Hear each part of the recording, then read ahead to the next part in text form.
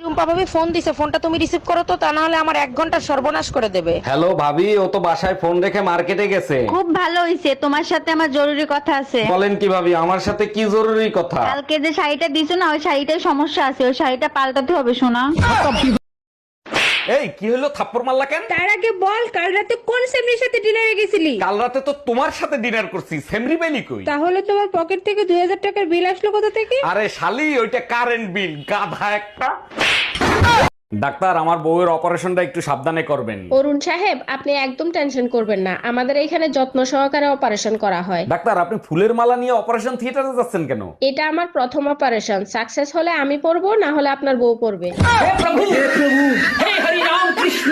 কি হয়েছে অরুণ ভাই, আপনার মন খারাপ কেন আমাকে বলেন? সকালবেলা গার্লফ্রেন্ড ফোন দিয়ে বলে জান বাসায় কেউ নাই। এটা তো খুশির খবর, চলে যান, মন খারাপ করার কি আছে? গেছিলাম, গিয়ে দেখি সত্যি সত্যি বাসায় কেউ নাই, দরজায় তালা লাগানো।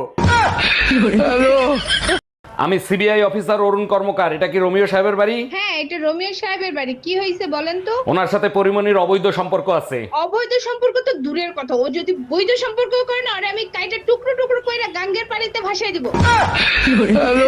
অরুণ ভাই, আপনি এত সুন্দর করে কথা বলেন, মন চায় আপনার প্রেমে পড়ে যায়। ও মাই গড, বলেন কি ভাবি, আপনি এখনো আমার প্রেমে পড়েন নাই? আচ্ছা ঠিক আছে, আমারে 5 মিনিট দেন, চিন্তা করে দেখি কি করব। ওই 5 মিনিট দিলেই হবে, তাইলে আর আপনার প্রেম করতে হবে না। এই, তোমাকে রোমিও ভাই ফোন দিয়ে যাচ্ছে, তুমি রিসিভ করো না কেন? টাকা ধার চাচ্ছে 1 লাখ, রিস্ক করবো? তাইলে ফোন রিসিভ করার দরকার নাই। তুমি যাও, আমি দেখতেছি। হ্যালো, তোমারে বলছি না বাসায় থাকা অবস্থায় তুমি ফোন দিবা না? সমস্যা কোথায়? আমার নাম্বার তো আমার হাজবেন্ডের নামে সেভ করছো, আর তোমার নাম্বার তোমার বোন নামে সেভ করছি। আচ্ছা, তোমার সমস্যাটা কি? সবসময় দেখি টেনশন নিয়ে থাকো, কিসের টেনশন করো আমারে বলো তো? টেনশন না করে উপায় আছে, একদিন তো সবারই মরে যেতে হবে, তাই না? এতে টেনশন নিয়ে আর কি আছে? যার জন্ম আছে তার মৃত্যুও হবে। একবার চিন্তা করো, সবার শেষে যে মারা যাবে তাকে গোরস্থানে নিয়ে যাবে কে?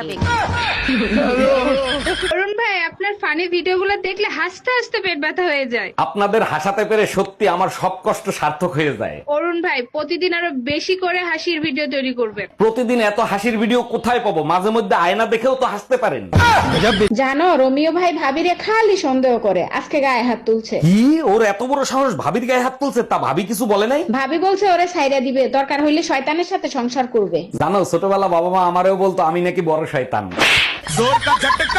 জানো, রোমিও ভাই ভাবিরে খালি সন্দেহ করে, আজকে গায়ে হাত তুলছে। কি, ওর এত বড় সাহস ভাবির গায়ে হাত তুলছে? তা ভাবি কিছু বলে নাই? ভাবি বলছে ওরে ছাইরা দিবে, দরকার হইলে শয়তানের সাথে সংসার করবে। জানো, ছোটবেলা বাবা মা আমারেও বলতো আমি নাকি বড় শয়তান। হ্যালো গাইস, টিকটকে ভিডিও করে যদি টাকা কামাতে চান তাহলে এই ভিডিওর শেয়ারে যান, ওখানে গিয়ে 3 নম্বর ব্যক্তির একটা কিডনি বিক্রি করে দেন। আর এই ব্যাপারে কোনো ঝামেলা হলে 1 নাম্বার আসামি অরুণ দাদাকে বানান।